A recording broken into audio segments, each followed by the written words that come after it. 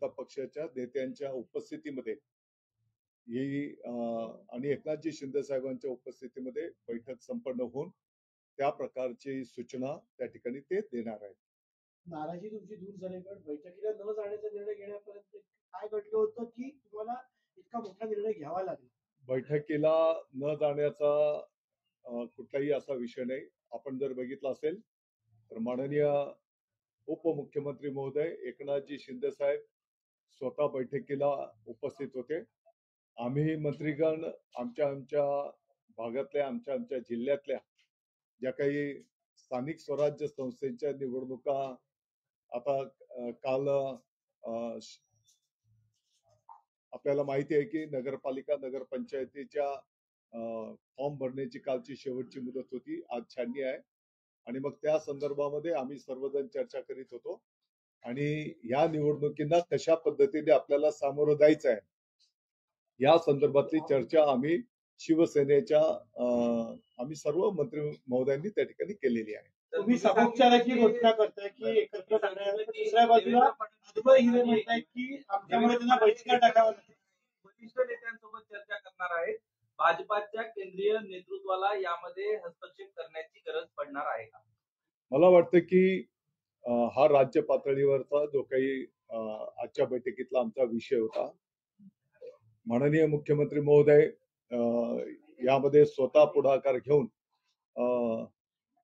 आणि एकनाथजी शिंदे साहेब पण स्वतः त्या ठिकाणी उपस्थित राहतील आणि त्याप्रमाणे ते निर्णय करतील, संबंधितांना सूचना करतील.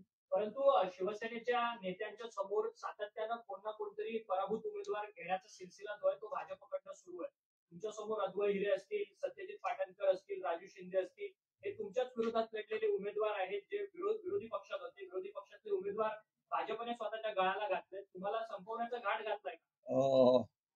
बघा, लोकशाही प्रक्रियेमध्ये प्रत्येकाला आपला पक्ष वाढवण्याचा विस्तार करण्याचा अधिकार आहे.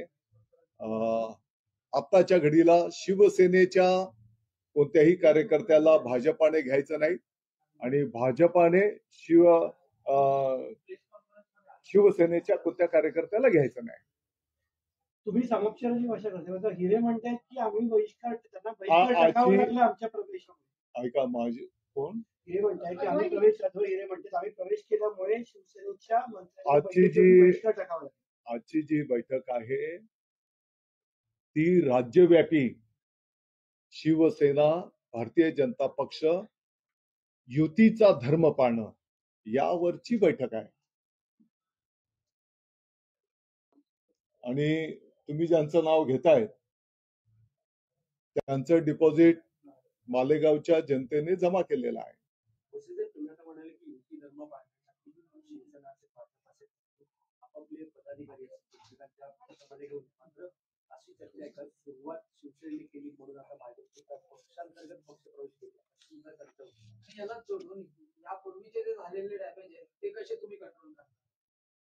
नाही बघा,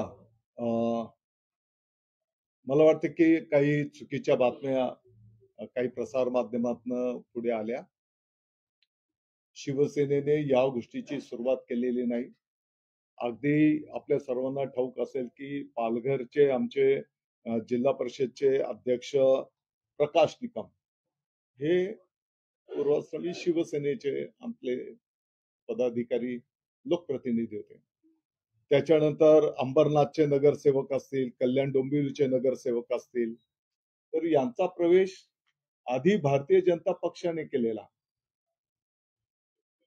आणि हो, नंतर मग जे काही उल्हासनगरचे नगरसेवक माजी त्यांचा जो काही प्रवेश झाला त्या प्रवेशामध्ये पण माननीय एकनाथजी शिंदे साहेबांनी त्यांचा प्रवेश त्या ठिकाणी घेतला. त्यांना स्पष्टपणे अगदी उद्या ते दुसऱ्या पक्षात चालले होते तर त्या संदर्भात जी काही त्यांच्याशी चर्चा झाली प्रवेश करताना पूर्वी तर त्यावेळी शिंदे साहेबांनी त्यांना स्पष्टपणे सांगितलं की उद्याच्याला जर तुम्हाला भारतीय जनता पक्षाच्या चिन्हावर निवडणूक लढवायला सूचना आदेश आली तर तुम्हाला त्या ठिकाणी त्या पद्धतीने ती लढवावी लागेल. सूचना आदेश आली तर तुम्हाला त्या ठिकाणी त्या पद्धतीने ती लढवावी लागेल. असं चर्चा करूनच त्यांना प्रवेश दिला गेला होता. अर्थात आता आज निर्णय झालेला आहे की युती धर्म दोन्ही पक्षांनी पाळायचा आणि त्याप्रमाणे त्याची अंमलबजावणी येणाऱ्या काळामध्ये करायची. कार्यकर्त्यांना सांगितलं होतं की जर भाजपकडून बोलवणं आलं तर भाजपकडून जर निवडणुकीचे आदेश त्यांना प्रवेश देताना शिंदे साहेबांची आणि त्या नगरसेवकांची चर्चा झालेली. भाजप ते पाळत नाहीये का? भाजपमध्ये पाळला जाईल का? तो युती धर्म पाळला जाईल का? हा विश्वास आहे का तुम्हाला? कारण की प्रत्येक ठिकाणी आज माननीय मुख्यमंत्री महोदय फडणवीस साहेबांनी स्पष्टपणे सांगितलेलं आहे. कदाचित आज उद्या माननीय फडणवीस साहेब, माननीय शिंदे साहेब आणि भारतीय जनता पक्षाचे वरिष्ठ नेते त्यांच्या उपस्थितीत बैठक संपन्न होईल असं पण त्यांनी त्या दिवशी त्या बैठकीमध्ये सांगितलेलं आहे.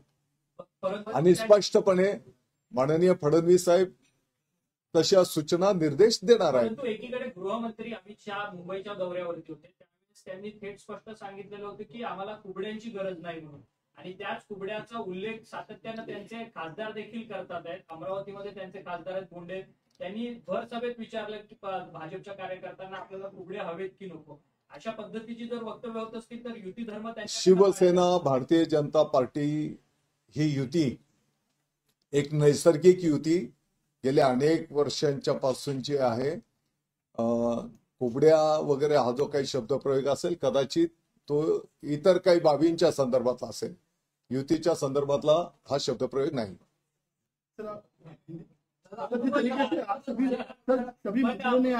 मंत्रिमंडळाच्या बैठकीला बहिष्कार घालणं हे कितपत योग्य आहे? कारण की एक संविधानिक शब्द मी आपल्याला सांगितलं की बहिष्कार वगैरे कुठला विषय नाही.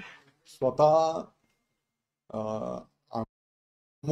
आणि उपमुख्यमंत्री महोदय एकनाथजी शिंदे साहेब बैठकीला उपस्थित होते.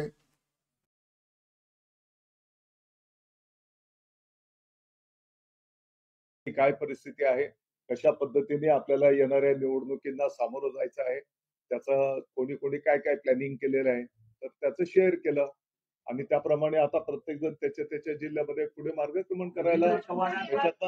रवींद्र चव्हाण आणि गिरीश महाजन यांच्यावर नाराजी आहे कारण पक्ष प्रवेश नाही, असं व्यक्तिगत नावाचा काही विषय नाही. जे कोण वरिष्ठ नेते आहेत त्याच्यापासून तर खालीपर्यंत युती धर्माचा पर्क्युलेशन झालं पाहिजे अशा प्रकारचा निर्णय आजच्या बैठकीमध्ये झालेला आहे. एवढं कल्याण डोंबिवलीमध्ये जे घडलं ते जिव्हारी लागलं का? कल्याण डोंबिवलीमध्ये जे घडलं नगरसेवक शिंदेच्या जवळची व्यक्ती तिकडे गेले की जिव्हारी लागलं का? कल्याण डोंबिवलीमध्ये त्याच्यामुळे हा सगळा प्रकार घडला. मी आपल्याला माहिती करता सांगितलं की विषय कल्याण डोंबिवली किंवा एका विशिष्ट विषयापुरता भागापुरता हा विषय नाही. संपूर्ण राज्यामध्ये युतीचं हे धोरण पाळलं गेलं पाहिजे, त्याची अंमलबजावणी याच पद्धतीने झाली पाहिजे असा निर्णय आजच्या बैठकीमध्ये झालेला आहे. नेत्यांनी बोलताना भान ठेवून बोललं पाहिजे असं नाही का वाटत? कारण नेते कुबड्यांचा विषय निघाला, नेते जे म्हणतात तेच कार्यकर्ते मान्य करतात, मग ती जी राजकीय पूर्णच आहे ती या निमित्तानं दिसून येते. हे असा कुठलाही विषय नाही. आपल्याला माहिती आहे की शिवसेना भारतीय जनता पक्षाची युती ही गेल्या अनेक वर्षांच्या पासून आहे. ती नैसर्गिक युती आहे, विचारांवर आधारित ती युती आहे. प्रश्न असं सुद्धा आहे की निधी वाटपाचा जो काही मुद्दा असेल, निधी ज्या विभागासाठी अलॉट केलेला असेल त्या विभागामध्ये मिळत नाही, यावरून सुद्धा नाराजीचा सूर आज.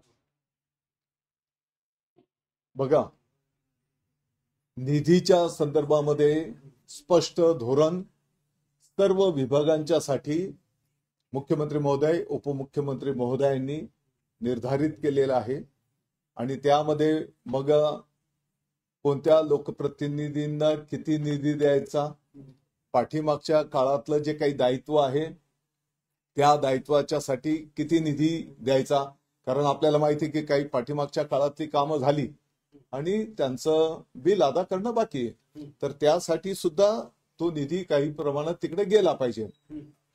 याचं एक धोरण प्रत्येक विभागासाठी ठरवण्यात आलेलं आहे आणि त्याप्रमाणे त्याची अंमलबजावणी केली जाते. सर, शिवसेना बीजेपी में नाराजगी नजर आ रही है. सभी शिवसेना के जो मंत्री थे आज वाकआउट किया है कैबिनेट मीटिंग में. कैबिनेट में बाइकॉट का विषय नहीं। आज के कैबिनेट में माननीय उप मुख्यमंत्री महोदय तथा शिवसेना के प्रमुख एकनाथ जी शिंदे साहब बैठक में हाजिर थे, उपस्थित थे और पूरे कैबिनेट का कामकाज उन्होंने, तो हमने बैठकर आने वाले स्थानिक स्वराज्य संस्था के चुनाव के ऊपर चर्चा संपन्न की। आपको पता है आज नगर पंचायत नगर पालिका के चुनाव की फॉर्म की छाननी का दिन है और आने वाले दिनों में इसका प्रचार कैसे किया जाएगा, किस ढंग से किन मुद्दे के आधारित ये चुनाव को सामने जाना है, इसके ऊपर हम सभी मंत्रीगणों ने बैठकर एक प्रोग्राम तैयार किया है और आने वाले दिनों में या प्रचार के माध्यम से इसको आगे बढ़ाने का है। लगातार हम इसलिए देख रहे हैं कि पक्ष पेश किया जा रहा है जो शिवसेना से और बीजेपी में आ रहे हैं, बीजेपी से घोषणा में जा रहे हैं। आज की बैठक में माननीय मुख्यमंत्री महोदय देवेंद्र जी फडणवीस साहब, उप मुख्यमंत्री महोदय तथा शिवसेना के मुख्य नेता एकनाथ जी शिंदे साहब और हम कुछ मंत्री लोग थे।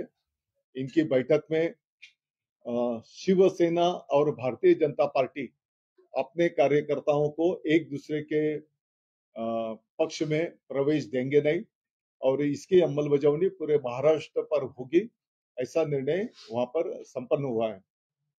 मुख्यमंत्री महोदय देवेंद्र जी फडणवीस साहब भारतीय जनता पक्ष के ज्येष्ठ नेताओं को भी ये संदेश देंगे।